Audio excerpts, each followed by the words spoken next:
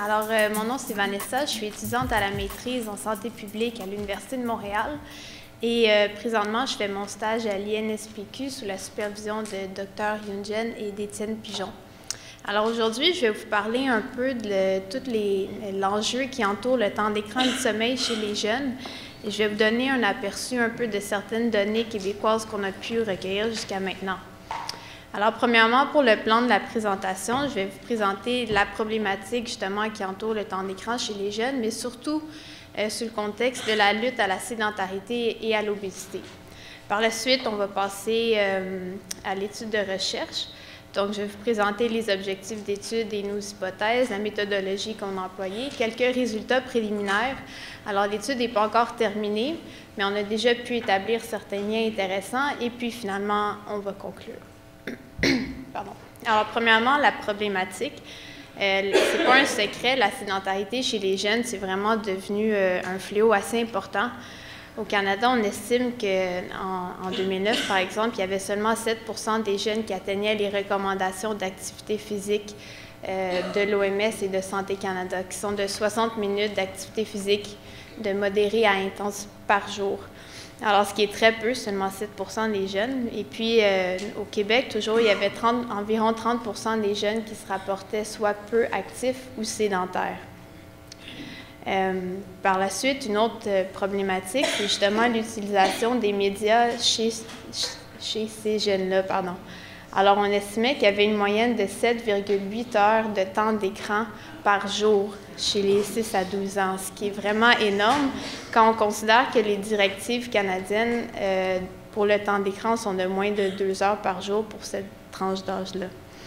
Alors, si on fait un parallèle avec les États-Unis, il y avait des récentes données qui indiquaient qu'en 5 ans, il y avait une augmentation vraiment fulgurante du taux de possession de médias électroniques par les jeunes. Alors, on voyait, par exemple, une augmentation de 58% de jeunes qui possèdent un MP3, 27% un cellulaire. Alors, c'est vraiment très important.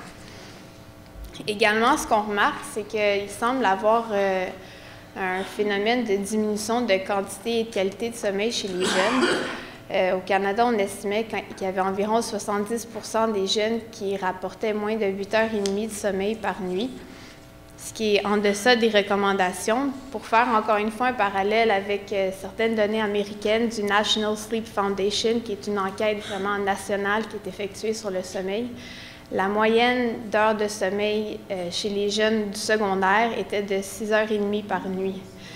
Donc, encore une fois, vraiment en deçà de ce qui est recommandé. Puis, c'est problématique parce que le sommeil a plusieurs effets sur le développement des jeunes, notamment. On voit que les jeunes qui obtiennent un moins bon sommeil semblent avoir une diminution des performances scolaires. Également, on remarque une augmentation de certains symptômes dépressifs, une diminution de la santé globale, alors que les jeunes qui dorment moins ou moins bien semblent tomber malades plus facilement. Également, ils semblent pratiquer moins d'activité physique et démontrer davantage d'embonpoint d'obésité.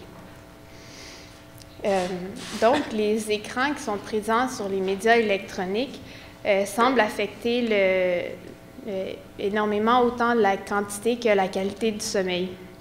Alors, la quantité, ça fait référence directement au temps de sommeil, la durée du sommeil. Et puis, la qualité, ça fait plus référence à tous les aspects de si vous avez de la facilité à vous endormir le soir, si vous avez de la difficulté à vous lever le matin.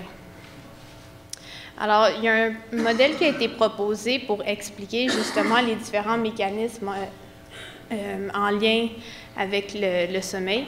Donc, premièrement, que les écrans déplaceraient le sommeil simplement parce qu'ils retarderaient l'heure à laquelle on irait se coucher, étant donné qu'on utiliserait nos écrans. Le deuxième est que les écrans semblent justement nous stimuler intellectuellement et visuellement, ce qui fait en sorte que par la suite, on aurait plus de difficultés à passer à un état de repos et de calme qui est propice au sommeil. Troisième mécanisme, la suppression de mélatonine. On en avait parlé un peu ce matin. Donc, la mélatonine, c'est la principale hormone du sommeil qui est activée par le manque de lumière. Alors, certains écrans d'ailes, par exemple, interagissent avec les cellules qui produisent la mélatonine, qui semblerait justement perturber notre sommeil par la suite. Alors, tout ce contexte nous a emmenés à vouloir étudier le phénomène ici au Québec. L'objectif de notre étude, c'était d'évaluer si le temps d'écran était plus associé au sommeil que d'autres activités sédentaires sans écran. Alors, les deux hypothèses qui ont guidé notre recherche, la première était que les jeunes qui rapporteraient davantage de temps d'écran présenteraient une durée de sommeil diminuée et une qualité de sommeil également diminuée comparée aux jeunes qui allaient rapporter moins de temps d'écran. Deuxième hypothèse, ce serait que les activités sédentaires avec écran seraient plus associées au sommeil que les activités sédentaires sans écran.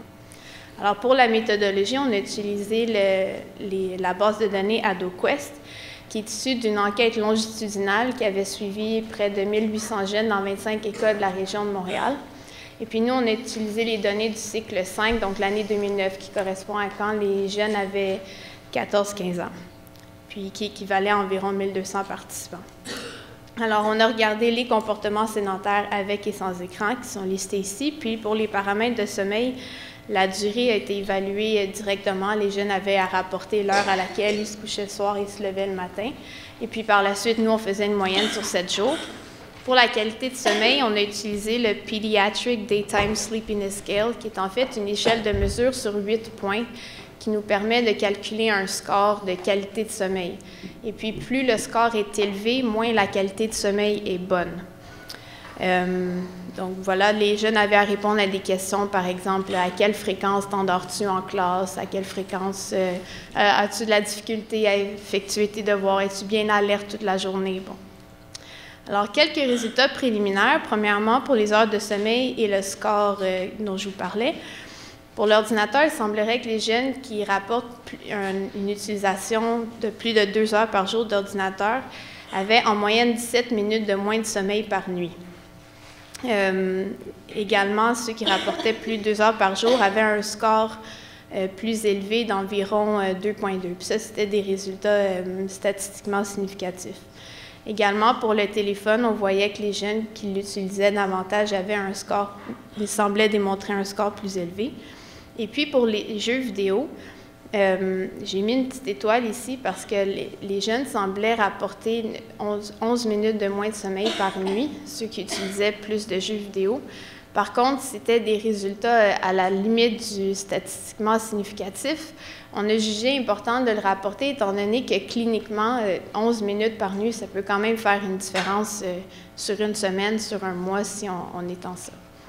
Par la suite, ce qu'on a fait ici, c'est qu'on a divisé le sommeil en 3 catégories, en sommeil adéquat, insuffisant et prolongé.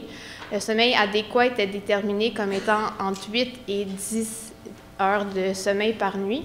C'était sous les recommandations de Dr. Evelyn Constantin, qui est au Montreal Children's, qui est spécialisée dans le sommeil.